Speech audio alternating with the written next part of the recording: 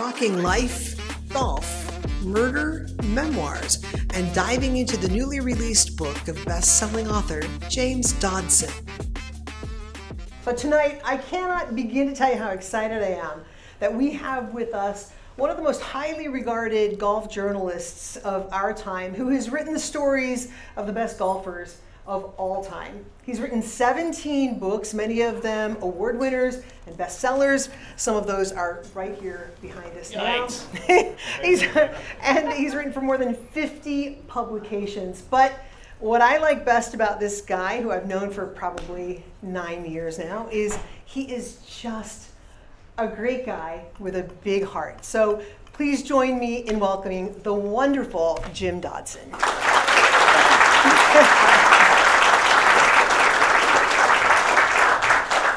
And the wonderful Tracy. All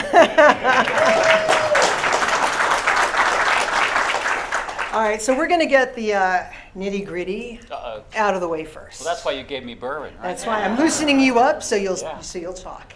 I'm not there yet. It's my strategy. So I'll be a little discreet at the beginning. Okay? Yeah, could we get another bourbon for this man? Let's get him good and well, maybe not too loose. And speak freely, I think. I never do. What's your favorite course you've ever played? Oh my You've God. been from St. Andrews to Pinehurst. That's a question I've been asked for 35, 40 years. Why would I tell these people who will run out and tell the people what that is?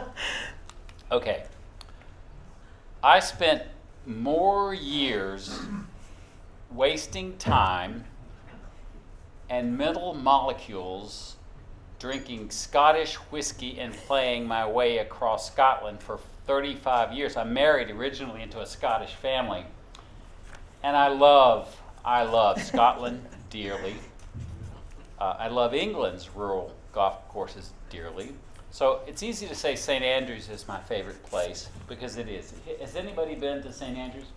Okay. Oh, wow. You know what I mean about the mythical feeling when you see that town for the first time. Am I right? Raise your hand if you agree.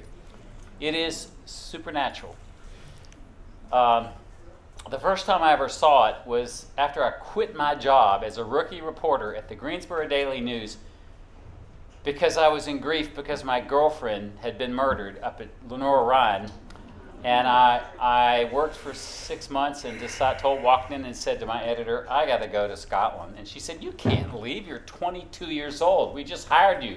You think? I said, well, just give me a leave of absence. She said, you've got to work 35 years before you get a leave of absence. I said, well, I've worked 31. That's a good start. I'm leaving anyway. So I left, took my golf bag, went to Scotland, went to France. Don't ask me why. I wanted to see people down on Saint-Tropez who were topless. And that's a real thrill for Southern boys, got to tell you.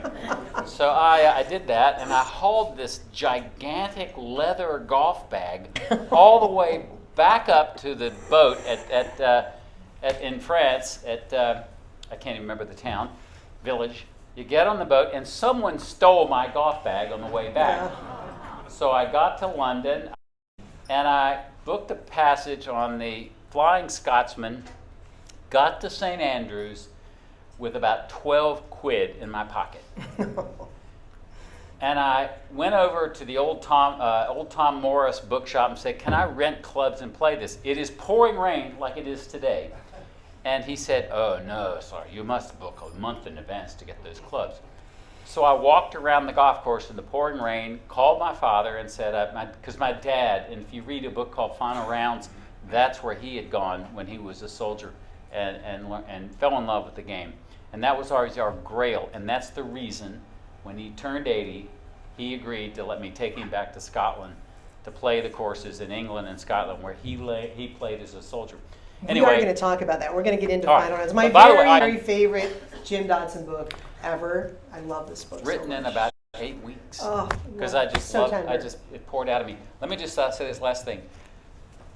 So Scotland has always owned a huge part of my heart, and the only negative, unachieved thing in my life is to take my beautiful, wonderful wife Wendy back to her ancestral place, Ireland.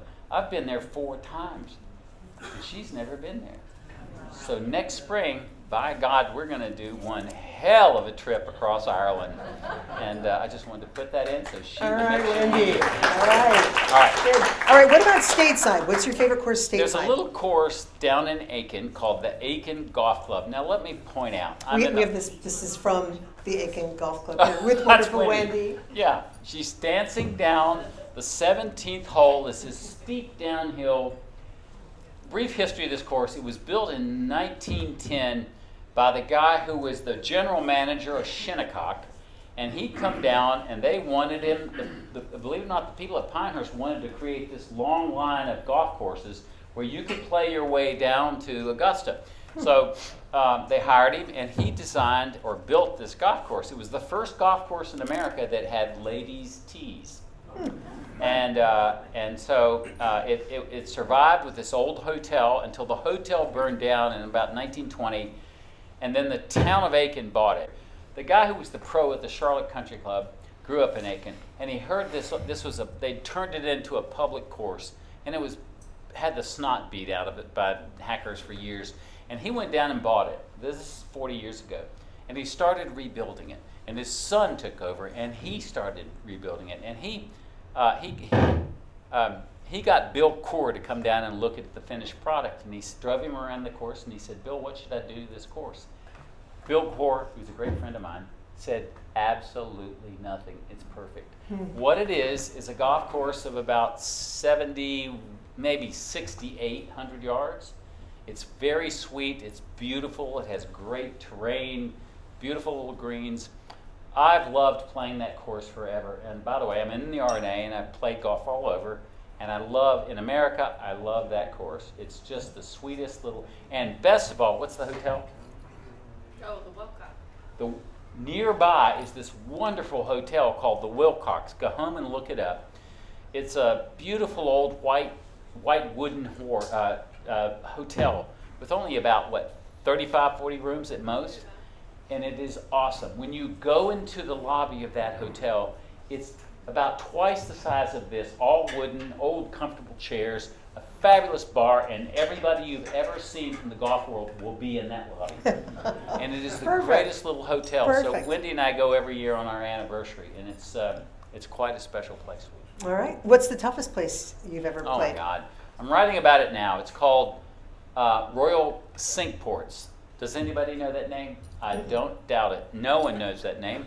It's on the southern east coast of England. It's called Deal.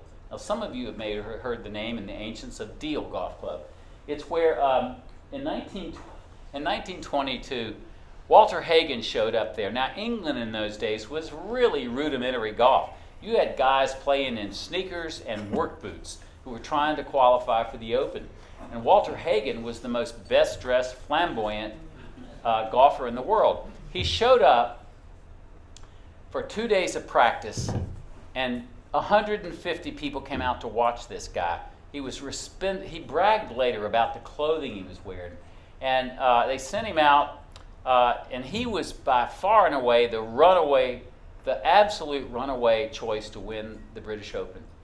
And he loved it. It's very difficult. It's on, as I say, it's on the English Channel. It's 26 miles from France. And it was bombed twice in 2 world wars, and it flooded repeatedly. But when Hagen came, they were having their first British Open after World War I. And he went out and played it, and he thought it was terrific, but it's very hard. It's big, rolling terrain with hidden shots galore. I loved it. And he was asked, so he got in, he was in a field of 59. He shot 82 the first day. And you had 3 or 4 of the top British players who were expected to challenge him. He finished up 58th in a field of 59. And they asked him, well, let me tell you what he did before that, which is pretty interesting historically. On the second day, he realized that the pros who were playing were never getting fed, and they couldn't go in the clubhouse. Britain had a thing about professionals are never allowed in the clubhouse. So he rented a Daimler limousine and a footman and had it pulled up in front of the building. and he laid out sandwiches for all the competitors. And he made a lot of friends that day, and they relented, and they finally let, after this was over, they let professionals into the clubhouse. Anyway, he was asked about his miserable showing, and he said, "The front nine is not a lot of golf, but it's a lot of fun. The back nine is a lot of golf and not a lot of fun." He took like 4 double bogeys, triple bogeys on the back nine, but he loved it. And I have to tell you, that is the one golf course in the world I always wanted to play. And I took my best friend, Patrick McDade. We've been playing for 60 years in Greensboro. Wow. And I call him the Irish Antichrist. And I took him there, and we were with the wonderful pro who he was the longest serving pro. He'd been there for 55 years, 41 years, and was retiring 2 days after we were there. We had wonderful, hilarious conversations with him. We went out, beautiful sunny day, a sunny day like this. By the 9th hole, it was sideways rain. And I don't think we had anything less than triple bogeys all the way home. But it was glorious. All right, so there's one for your list, one of your tough lists. Royal Cinque Ports means 5 ports is what that means in French. All right, Jim, I think it's important to get to the heart of who you are because it hugely affects everything you do. Like everything you write, the way you live your life, it's all heart. And I want to take you back to when you were a young buck. Covering what we used to call in my TV days, slime and crime for the Atlanta Journal-Constitution. Sunday magazine, there was a big difference. Thank you for catching that. And you had been, you had been deeply, profoundly touched by violent crime with your girlfriend having been murdered, which you alluded to a minute ago. Yeah. It was then that you switched gears entirely, which led you to this golf writing career. What happened? How did that's a huge change. And having that position in Atlanta was enviable for a young journalist. I don't think I was the youngest writer in the history of the oldest Sunday magazine in the country, where Margaret Mitchell had worked. In fact, they gave me her desk. And they said, "Don't mess with this desk."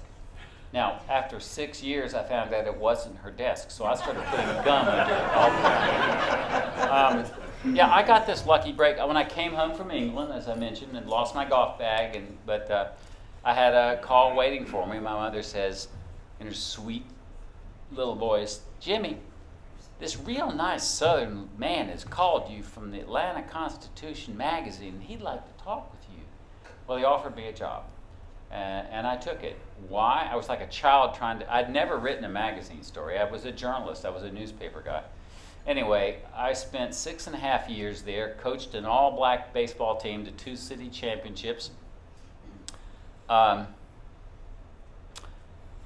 Almost got married to a wonderful woman named Hank Philippi. If you look her up, she's a fabulous mystery writer today. You know her. Well, we lived together 2 years and had a lot of fun in Midtown until we both decided one evening, damn, I don't want to marry you.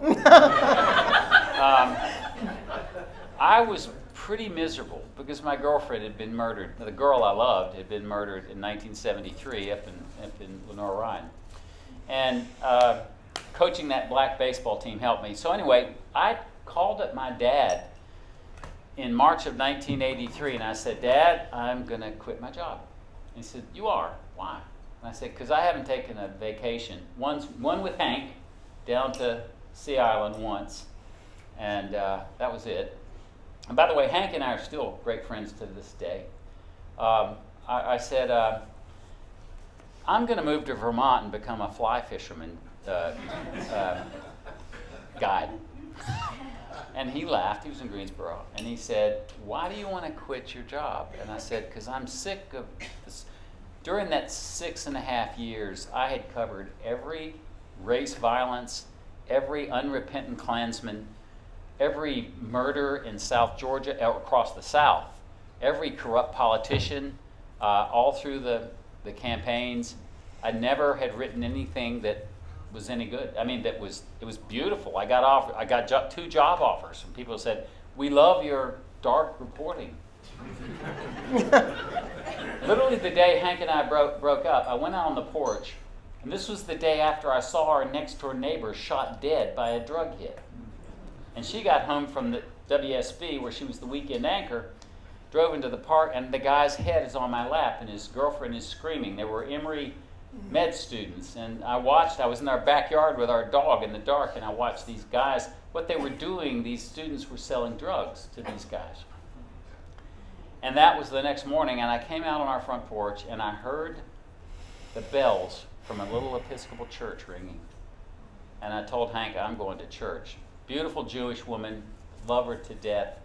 It had nothing to do with our differences were that we loved each other, but not to get married. And so I went off to this church, and it changed, in a weird kind of way, it changed my life. I realized I needed something deeper, better, kinder. So I called my dad from George Bush's office in 1983, and I said, I'm going to quit my job. I'd just been offered a job at the Washington Post magazine, where the editor of the magazine, I won't mention his name, Steve Petranek, looked at my stuff and said, man, I love the gothic shit you're writing in Georgia. Our readers would love that. Something quailed in me at that very instant. And I walked out and I went over to George Bush's, the vice president's office, who I'd traveled with all through the 80 campaign. And I said, can I use your phone? And she looked at me like, who are you? And I said, well, I traveled, Mr. Bush. He's not in. She let me use her phone. I called my dad in Greensboro, and I said, I don't want to be a journalist anymore. This is in this book, The Wagon Road. I think it's even in final rounds. And I said, I'm done. I can't write about the sorrows of people. I can't write about the suffering and the darkness of this world anymore. I'm done. Now, what took me 15 or 20 years, and probably meeting this lady here, was I realized finally it was all a quest to understand. I had a wonderful childhood across the South. My dad was a kind of an itinerant newspaper man. We lived all over the South. And I had a wonderful life. And I realized that this was my quest to understand why people do terrible things to each other. That's what that 6 years was.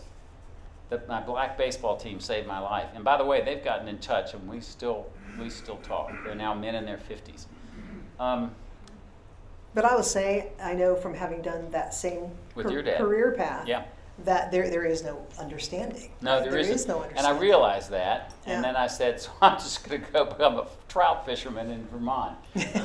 And he laughed, and he said, change your flight to Raleigh, and I'll pick you up. And he did, and he had my golf clubs, which I hadn't touched in 7 years, living in the home of Bobby Jones.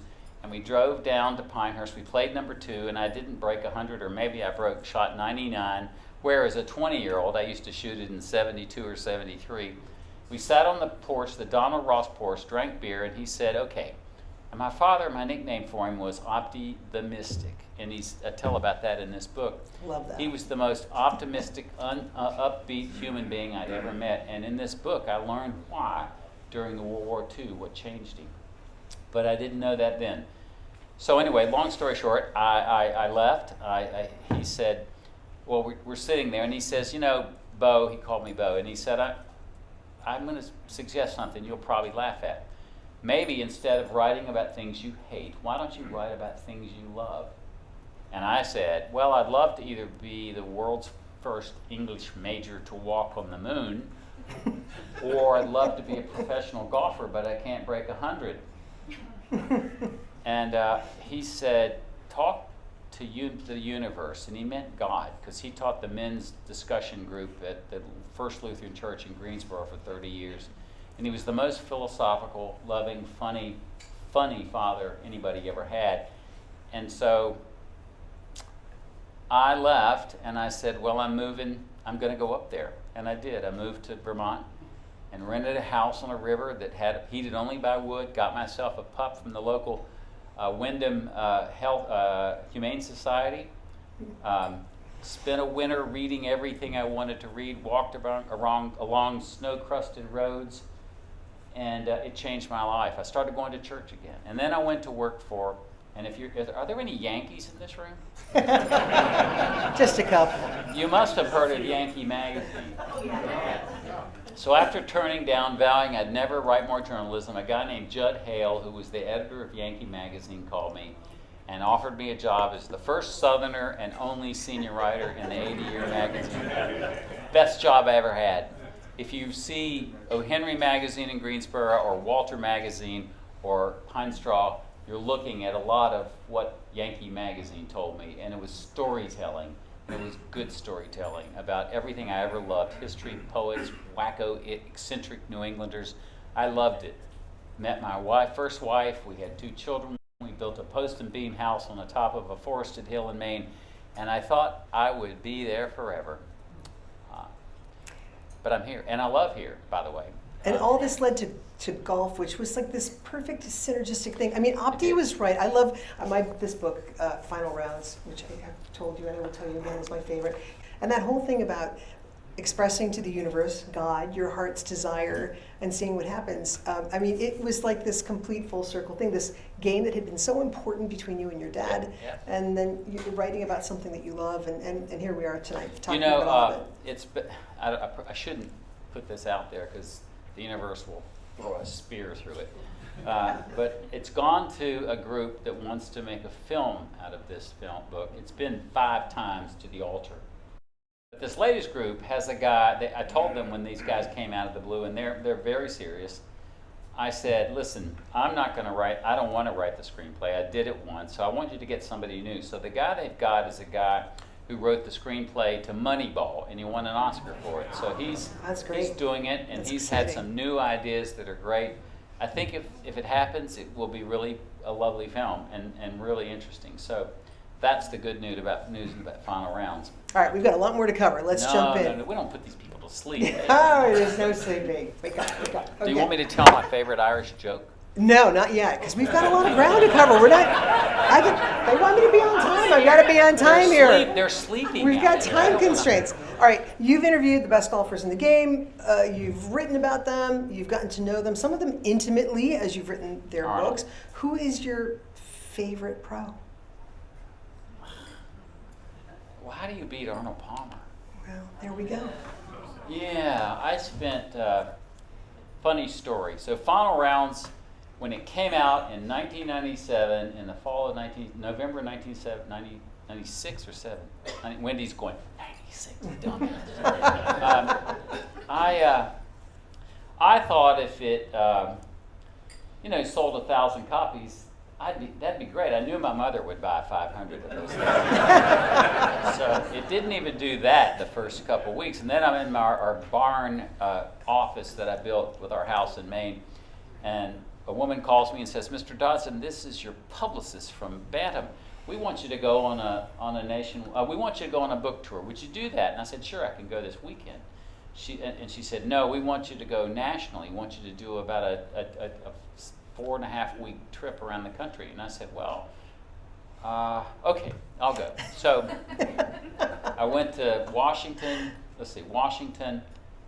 I didn't go to Richmond, then to Greensboro, where 2 nights, and it was at the Atticus bookstore, which was replaced. No, it was at the big Barnes and Noble, where I saw everybody. Now my family goes back to colonial times in Greensboro, so I saw everybody I ever knew, and some I didn't want to see again. They all showed up, it was a lovely evening. So the funny story about that was, there was a guy named Aubrey Apple who ran Green Valley Golf Club, and he'd thrown me off the course for burying a putter in the green when I was 13. And my mother says, before you go, it's like 5 minutes till the book signing, and she says, you can't go because Pro wants to say hello. And I went, oh my God, he hated me. He says he'll be here in any minute. And I swear to God, 20 seconds later, down Dogwood Drive comes this 15-year-old mustard-colored Lincoln Continental dragging its muffler, sparks flying, pulls into the driveway and lays on the horn. My mother says, I think Pro is here. So I go out, and he kicks open the right driver's side door, and he's in the North Carolina Golf Hall of Fame for profanity and for smoking cigars. And the entire floor of both sides of the front seat are covered with cigars. And he says, get in, get in, get in. I sit down very gingerly in case he's going to throw a punch. And he says, God damn, I never thought you were going to amount to shit. And you hung around waiting for that. And now you put me in a book. And I said, yeah, it was kind of accidental, but yes, right. He says, write this down. I got more to say. And I said, Aubrey, I got to go. I got to sign books. He actually showed up back over at the bookstore and bought 2 copies. Wonderful guy. So I go around the entire country. I think it was about 21 stops down to Florida, Texas, California, up the coast to Vancouver, across to Chicago, home to Brunswick, Maine, 3 nights before Christmas. And I'd promised this wonderful lady named Pat Robinson, who's in a book I wrote, who's a dear lady who ran the Dartmouth bookstore and was my greatest advocate, sweetheart of a lady. And she said, will you come over here at our little bookstore in Brunswick, Maine, and sign books 2 nights before Christmas Eve? So I said yes. Well, there's 2 things. Mainers, there was a huge snowstorm bearing down on Maine. My first wife and our kids went up to Grandma's house, and I'm sitting there thinking, maybe I'm tired. I just wanted to pour a bourbon and build a fire. But I went over. And now it's sleeting, and I pull up in front of the bookstore, and there's 2 cars there. And I thought, oh my God, Mainers are smart. They're never going to come out in the first snowstorm of the year, and they are cheap. They're only going to get the book. I understand the Brunswick Library once told me they have 2 copies of Final Rounds and a waiting list of 2 years. Mainers are truly cheap. That's one thing I love about them. So I see 2 cars, and I go in. I'm getting ready to go in, and I thought, I'm going to blow it off.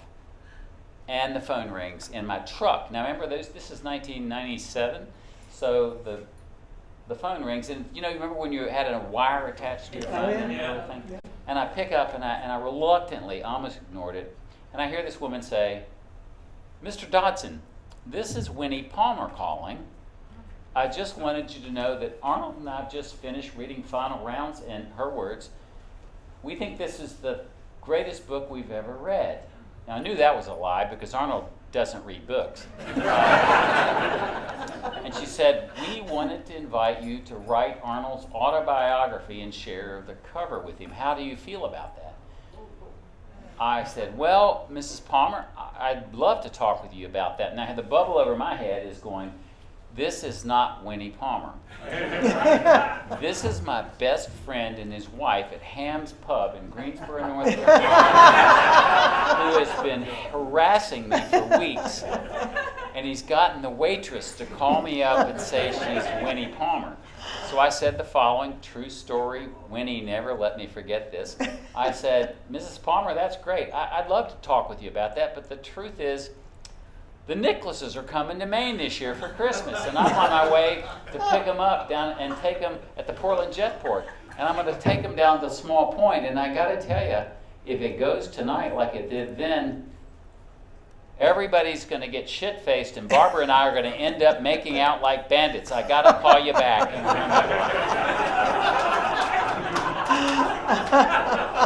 It was Arnold's favorite story. So I go home. Now it's a blizzard, and I drive up our long road into the forest. I shovel my way to the front door. I turn on the lights. I turn up the heat. The old dog and I are the only ones there. I go in the kitchen. Remember the days when your recording machine had a little red light? Oh, yeah. Yeah. I push the button. I hear the same lady laugh. Mr. Dodson, this really is Winnie Palmer.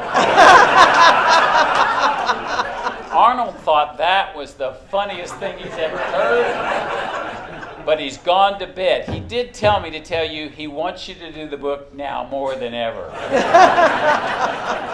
Last very quick little postscript.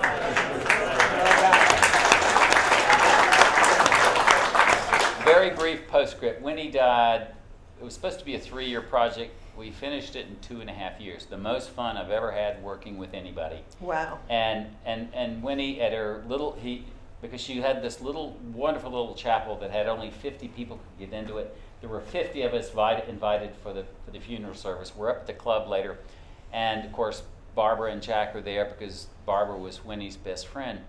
And Barbara comes over to me and she says, Jim, now Jack's memoir, his autobiography had come out, and it was 450 pages. This is the year before Arnold's. And it was 450 pages of, I I played so well, I hit the shot, I won the tournament, I'm the greatest. And Jack is the greatest in terms of winning. And she said, and so Barbara comes over and says, you know, I wish we'd gotten you to write Jack's book, because what I did with Arnold is I didn't spend a lot of time talking about the things he did in golf. I mentioned them, but I wanted you to know, I put things in the book that nobody knew about Arnold Palmer, the things that shaped his life, good and bad, and he was so honest and so forthcoming. He never said you can't use this. Jack's book sold 25,000 in hardback. Arnold sold 250,000 in hardback. Wow. So Barbara comes over to me and she says, Jim, I wish we'd gotten you to write Jack's book. And she said, it just you brought out the humanity of Arnold. And then she said, you know, and I always wanted to, I would love to have read about the night you picked us up and took us down to Small Point.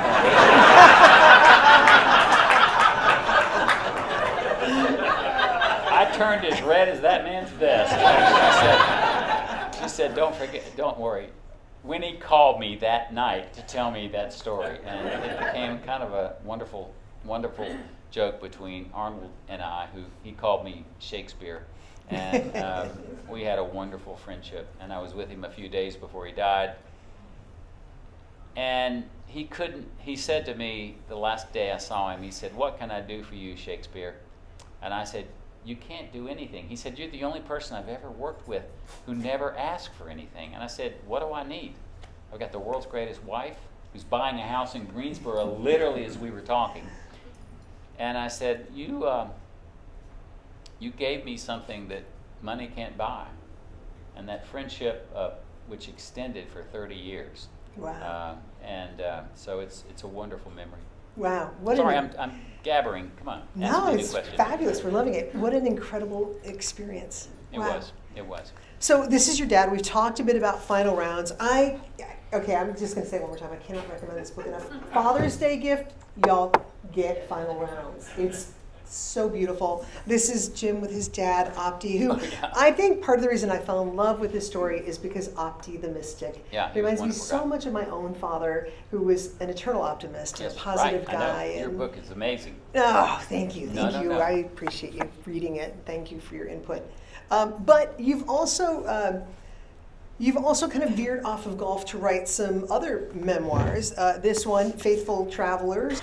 But so you've written this one about Maggie, your daughter. You wrote another one about your son, a trip you took with Jack. I have to ask you, how do your kids feel about being the subject matter of your books? I think they're okay. The Maggie one was made into a movie. It's called Faithful Travelers, and it won a Book of the Year. Final Rounds and that came out back to back, and they both won a Book of the Year. And she never expressed any.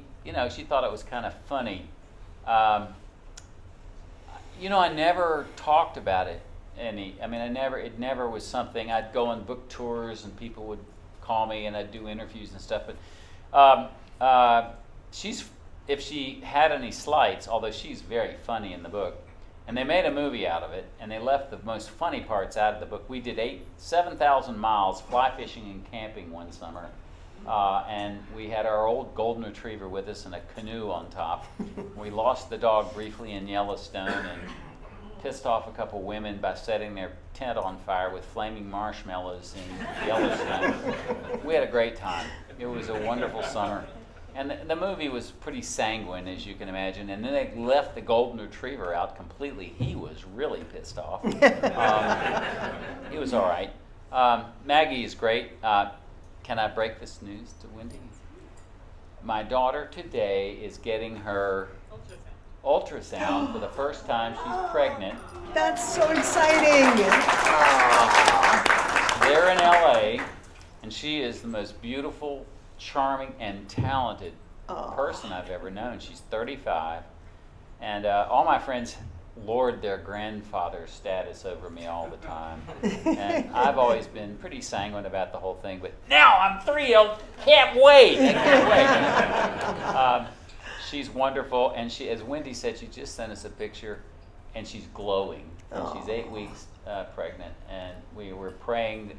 I'm sending angels to take care of her, and I have a feeling. Here with Maggie. That's Maggie's wedding in Maine. Maggie did the entire wedding at the old, we rented the old Episcopal church camp where she was a counselor. And it was great on a lake. It was like something out of Golden Pond. And she had 150 people who came from London and Los Angeles, and and they all fell in love with Maine and swear they're going to move there. Well, who wouldn't? It's a beautiful state. Especially in the summer. I like it in the winter because nobody bothers me and I can ride. Yeah. I say this with authority as a Canadian, so Yeah, no well, slight sure. to Maine, right? Yeah. It is what it is. It Very, is yeah, what it is. truth tellers. All right. I don't want to run out of time to talk about your new book. By the way, this too, I'm like a talking commercial for Jim Dodson, but seriously, Faithful Travelers is a beautiful father-daughter story, so another great Father's Day idea too. The Road That Made America is the new book. This is an advanced copy, which I covet, and I've just finished it. It's really good. This is another wild departure from what you have written in the past. This one is about, and we've got a slide here to show, the old wagon road. Oh, yeah, Great Wagon Road. Great Wagon Road, and which is old. And It is very old. and your sort of pilgrimage in tracing your family roots and finding so much more as you went. Tell us about the road and what made you decide that you're going to leave all these other good things behind that you were writing about and write So about this. as I told someone earlier, my family comes from Carrboro. Dodson's Crossroads is right out there. And when I was 13, my dad brought me down to see his grandfather's home place off of Buckhorn Road. Some of you know that. Yeah. Back in the woods, and we had a wonderful December afternoon shooting mistletoe and gathering bittersweet out of the house was a ruin. And on the way home, he stopped to show me what he said was the Haw River mill of my double great-grandfather, George Washington Tate, who was from Mebane. And it put this seed in my head. He said that he told me that these people came down something called the Great Philadelphia Wagon Road, which started in Philadelphia and ran all the way to Georgia. And I'll tell you, if you've ever had a kind of bug in your head that never left, that was what happened to me. I used to think about this road. I asked him at that time, can we go find it? My brother and I were both Eagle Scouts, and we camped and hiked all the national parks, and I was a Rev War freak. So he said, I was 13, and he said, someday you can take my roadmaster and go find that road. Well, I never forgot. So when we lived in Pinehurst, I found a 90-year-old guy who had a 96 Buick Roadmaster Grand Estate wagon. His wife, I wrote a column saying I write a column called Simple Life. It's in all the magazines. It's in Walter, it's in O. Henry, and it's in Pine Straw. And it's really a sweet column. It is so sweet. If you want a little feel good in your day, you got to read that. Yeah, and you're on Substack too. You I can have find a Jim Substack. and It's read called his things there too. One you want a little Man's feel Simple good? Life. That's your feel good. One Man's Simple lovely. Life. Yeah, and it had 500 people following it, which is shocking. Because you just got up and running. It's new. I on know, Substack. it's pretty amazing. So, yeah, well done. So I decided 30 years ago I was going to find this road, and at that time no one really knew exactly where it ran. Well, the good news is 20 years later, when I set off along it in my Buick Grand Estate wagon, the last production true American station wagon built by Detroit before they made SUVs. I started off in the summer of August of 2017. I thought it would take me 3 weeks. I'd drive down this 800-mile road to Georgia. I'd meet funny, interesting people. I'd write about their stories, and I would tell this history of this most historic road in America. And it really is lost road in America. It's considered the great migratory road, first migratory road of America that brought 200,000 Scotch, Irish, Germans, Lutherans, Moravians, Quakers, and my Scottish hard-drinking ancestors down that road to Mebane. And I thought it would take me 3 weeks. I remember poor Wendy, I'd call her and say, this is going to be great.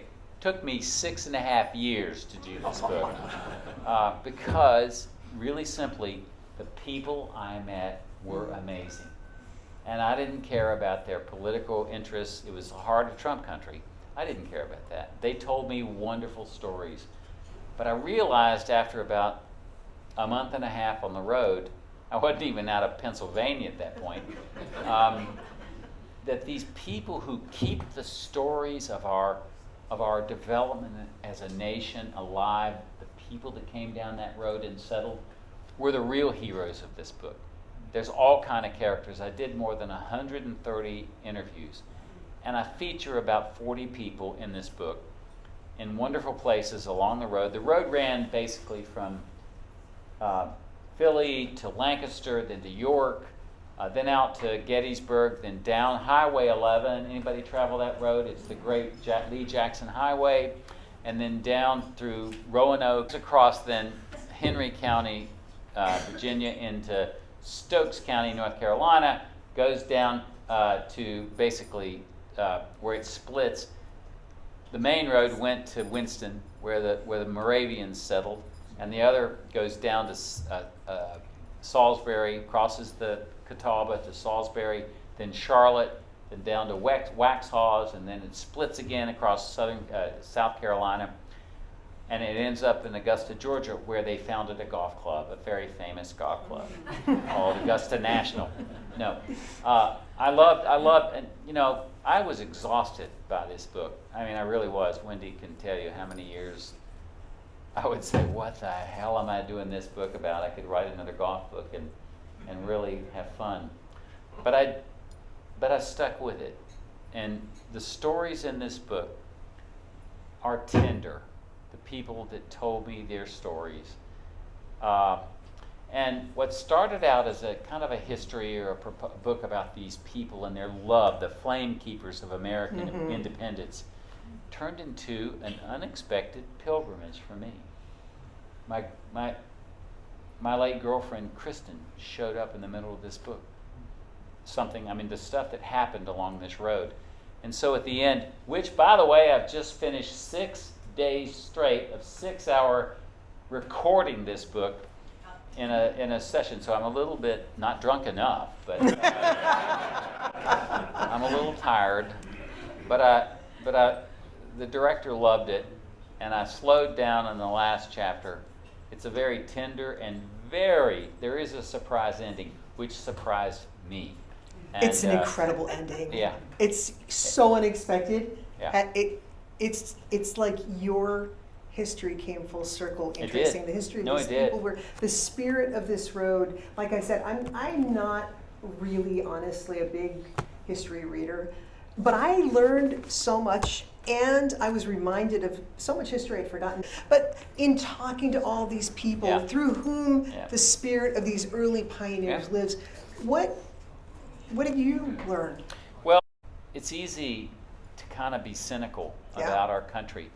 These people I met understand that we're all together. We come from the same roots. We're all from some places else, but we all have the same joys and sorrows and ambitions. We all have the same aspirations. We all have different lives. We're all neighbors. And that's what I came away from this book. I wrote, I'll read you one if I can find it, very quick little thing. It's right here at the end. Under a nearly full moon that illuminates the rural contours of the winding road, I think about how a true pilgrimage is said to be one in which the traveler ultimately learns more about himself than the passing landscape. Perhaps this is true, but for the time being, it's enough to think about some of the inspiring people and stories that give me hope for a nation where democracy is said to be hanging by a thread.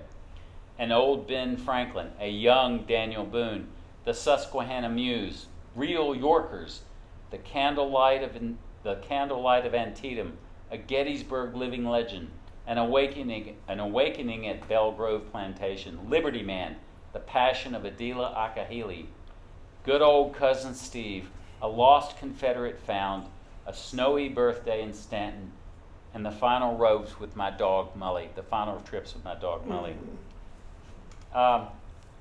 This is not quite the end of the book, but it sets it up.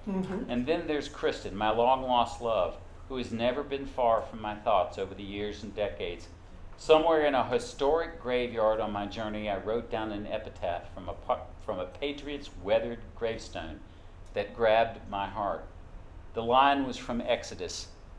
I am sending an angel ahead of you to guard you along the way and bring you to the place I have prepared for you. Perhaps because it's a beautiful winter night and the end of my pilgrimage is finally here. The thought occurs to me that maybe Kristen Kress has been the angel leading me down the long and winding road of my ancestors. Crazy, I know. But she used to say that someday I would have to go find that old wagon road we heard about together on a freezing Easter night in Old Salem. The older I get, the more I believe we're all following an angel somewhere. Amen. Amen to that. Yes. Yes, yes, and yes. Love that. It's just filled with things like that. I think they set it to come out for July 4th. That's July my guess. 1st. I think that is, so it comes out July 1st. What? July 1st. July 1st. Yeah. I'll Okay. be mowing my lawn that day. One last quick question. What was your very favorite place along the trail that you followed that we absolutely have to go to? I think Stanton, Virginia might be the coolest little town in the South. Go up there. They have a Shakespeare theater that's amazing. The Woodrow Wilson Museum is worth attending just for that. I think Stanton was probably my favorite place. Winchester is a fascinating town because it has so much history. And I met a wonderful man sitting there dressed as a Carolina militiaman. And if you read the book, you'll read what a character he was. That's a wonderful town. I even like Lancaster, Pennsylvania. It's a beautiful old town that's made a renaissance with artists and come back. It's very strongly beloved by the people there. I loved Gettysburg. I was with a guy named Gabor Borat, who's an 86-year-old, the leading Lincoln scholar, and I went to the reading of the 154th Lincoln's Gettysburg Address with him in a sleet storm, and he was wonderful. I think he may be dying. I had 5 people I interviewed in this book who've died. Yeah. And I just want to thank their angels and say for carrying me down the road like Kristen and to my home with my wonderful wife, Wendy. Lovely. Well, like everything you write, it's history, but it is filled with so much heart. By the way, it is an author's dream for people like us to pre-order. So Jim's friends at Quail Ridge Books, I'm a huge believer in supporting local bookstores. Quail Ridge is in Raleigh. They have prepared this little link, and just point your phone at it, and it'll create a link, and you just order. Or call me, I'll deliver a book to your doorstep. Thank you so much for coming. Thank you so much.